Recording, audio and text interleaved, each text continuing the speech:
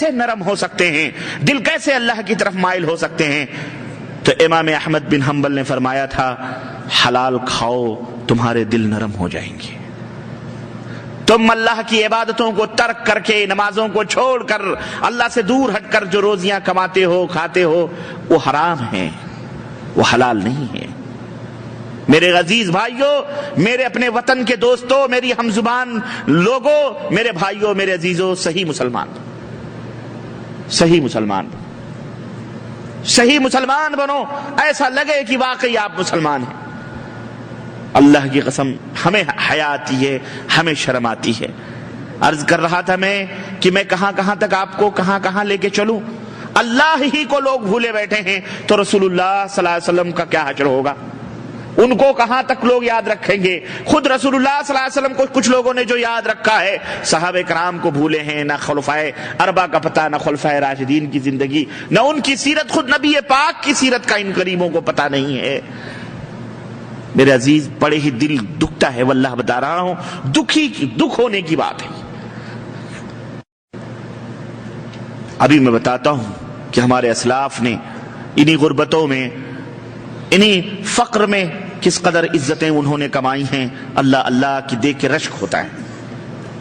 میرے عزیز، آؤ ہم تمہیں اللہ کے نبی کا تذکرہ نہیں، اللہ کے نبی کے خلفائے راشدین کا، صحابہ کا تذکرہ نہیں، صحابہ کا تذکرہ نہیں، بلکہ دوسری صدی ہجری، اسلام کے دوسرے 100 سال ختم ہونے کے بعد جو دوسرا 100 سال آتا ہے، یعنی دوسری صدی ہجری کا تذکرہ میں آپ کے سامنے کروں۔ اس امام کا تذکرہ جسے امام اہل السنہ والجماعہ کہا جاتا ہے، جسے یہ حق حاصل ہے کہ جس کی اتباع کی جاتی ہے اور جس کی باتوں کو سند کے طور پر پیش کیا جاتا ہے۔ اللہ تبارک و تعالیٰ نے آپ کو پتہ ہے اور ہم سب یہ بات جانتے ہیں کہ بڑے بڑے ائمہ، دین کے خادم، دین کے غلام، دین کی خدمت گزار لوگ پیدا ہوئے اور دین کی خدمت کی، لیکن اس دنیا میں 4 اشخاص ایسے ہیں، صحابہ کرام تابعین کے بعد 4 اشخاص ایسے ہیں جنہوں نے نہایت ہی مقام، نہایت ہی شہرت اور نہایت ہی عزت حاصل کی۔ آپ کو پتا ہے وہ 4 اشخاص کون ہیں؟ حضرت نعمان ابن ثابت، جن کی کنیت امام ابو حنیفہ رحمۃ اللہ علیہ تھی، امام ابو حنیفہ رحمۃ اللہ علیہ، امام شافعی رحمۃ اللہ علیہ، جن کا نام کیا تھا امام شافعی کا؟ میں نے امام ابو حنیفہ رحمۃ اللہ علیہ کا نام بتلایا، ان کا نام تھا نعمان ابن ثابت۔ اور امام شافعی رحمۃ اللہ علیہ کا کیا نام تھا؟ کہہ دو ہمیں اپنے پردادے کا نام نہیں، تو آپ کہاں سے کہاں 1300 برس پہلے کی بات آپ ہم سے پوچھ رہے ہیں۔ یہ ہماری بدنصیبی ہے میرے مسلمانوں، میرے بھائیوں، میرے عزیزوں، میرے دوستوں، میرے نبی کے پیارے لوگوں، اللہ سے قریب آؤ، اللہ سے قریب آؤ میرے بھائیوں، میرے عزیزوں، اللہ کو سمجھو، اللہ کے دین کو سمجھو۔ دور بھاگو گے واللہ عزت نہیں مل سکتی ہے۔ جتنی دور جاؤ گے اللہ کی رحمتیں تم سے اتنی ہی دور ہوتی جائیں گی۔ اللہ کے لیے اللہ سے قریب آؤ۔ حضرت امام شافعی رحمت اللہ علیہ، جن کا نام محمد ابن ادریس تھا، کیا تھا؟ محمد ابن ادریس، امام دار الہجرہ حضرت امام مالک ابن انس رحمت اللہ علیہ، اور چوتھے امام حضرت امام احمد ابن حنبل رحمت اللہ علیہ۔ یہ 4 شخصیتیں جنہوں نے ایک مقام حاصل کیا ہے، جنہوں نے ایک مرتبہ حاصل کیا ہے، لیکن ان 4 نے کبھی ایک سال میں ایک دسترخوان پر بیٹھ کے کھانا نہیں کھایا ہے۔ ان کی زندگی کوئی مر رہا ہے تو کوئی پیدا ہو رہا ہے۔ 2 جمع ہوئے ہیں، اکٹھا ہوئے ہیں، لیکن 3 کا لقاء، 3 اکٹھا جمع نہیں ہوئے ہیں۔ اگر امام ابو حنیفہ رحمت اللہ علیہ، امام شافعی امام مالک ابن انس رحمت اللہ علیہ آپس میں اکٹھا ہوئے ہیں تو امام ابو حنیفہ رحمت اللہ علیہ 150 ہجری میں وفات پاتے ہیں اور اسی سال حضرت امام شافعی رحمت اللہ علیہ پیدا ہوتے ہیں۔ الغرض ہم سب جانتے ہیں ان ائمہ کو، اچھی طرح سے جانتے ہیں۔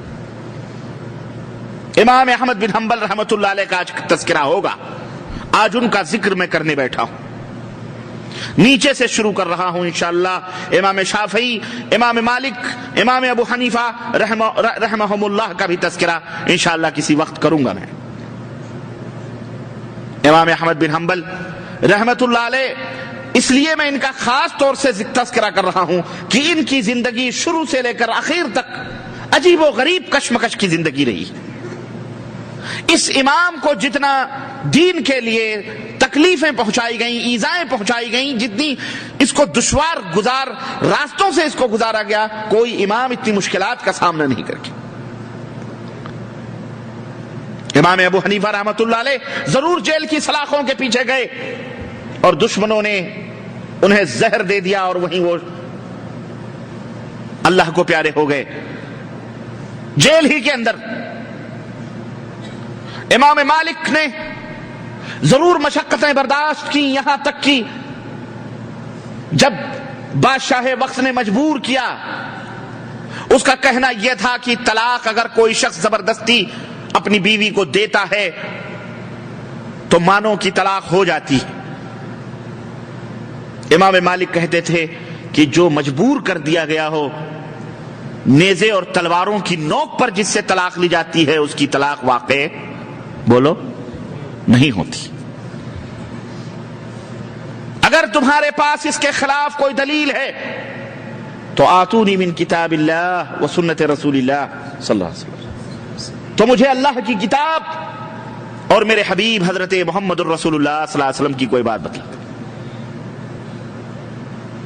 اس قدر ستایا گیا کہ اتنا جلیل القدر امام، اس کے چہرے پر کالک لگا کر گدھے پہ بٹھا کر اور اس قدر کوڑے مارے گئے اس جلیل القدر امام کو کہ ہاتھ کو مشکیزوں سے اس طرح سختی کے ساتھ باندھ دیا گیا کہ اللہ اکبر، اس عظیم الشان امام کے دونوں ہاتھ مفلوج ہو گئے، توڑ دیے گئے، لیکن اس حق کی راہ سے وہ ایک سیکنڈ کے لیے بھی جدا نہیں ہوا۔ حق کے لیے انہوں نے مشقتیں برداشت کی، اذیتیں برداشت کی، اتنے جلیل القدر ائمہ جنہوں نے دین کی خدمتیں کی۔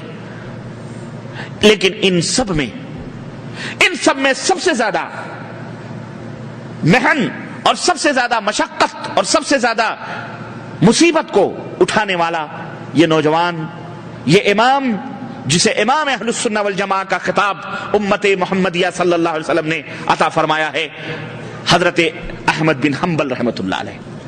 آؤ پیارو، اللہ کے نبی کے ماننے والوں، آؤ ذرا دیکھو اس امام کی زندگی کیا ہے۔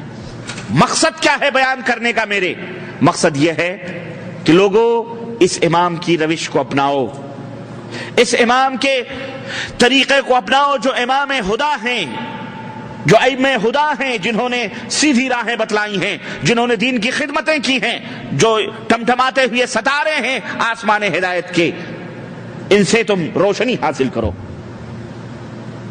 ان کی خدمتوں سے فائدہ اٹھاؤ، ان کے لیے دعا کرو کہ اگر یہ نہ ہوتے اور دین کی خدمتیں نہ کرتے تو آج یہ اسلام ہم تک پہنچنا مشکل تھا۔ میرے عزیزو، آج کا جو دور ہے، جس دور میں ہم اور آپ سانس لے رہے ہیں، اس دور سے کوئی زیادہ مختلف وہ دور نہیں تھا۔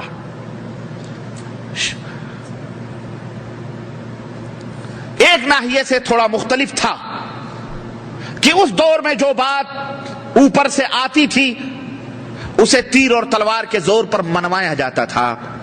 جو فتنے اٹھتے تھے، ان فتنوں کے پیچھے اگر طاقتور کوئی قوت ہوتی تھی تو بڑے بڑے لوگوں سے وہ باتیں منواتی تھی۔ آج کے دور میں بھی اس سے بھی زیادہ فتنے موجود ہیں، اور بعین ہی وہی فتنے بھی موجود ہیں۔ تب رہا لباس الگ الگ کر لیا گیا ہے، شکلیں بدل دی گئی ہیں، لیکن وہی چیزیں موجود ہیں۔ تب رہا حریت کے ساتھ، آزادی کے ساتھ وہ پروان چڑھ رہی ہیں ہمارے درمیان۔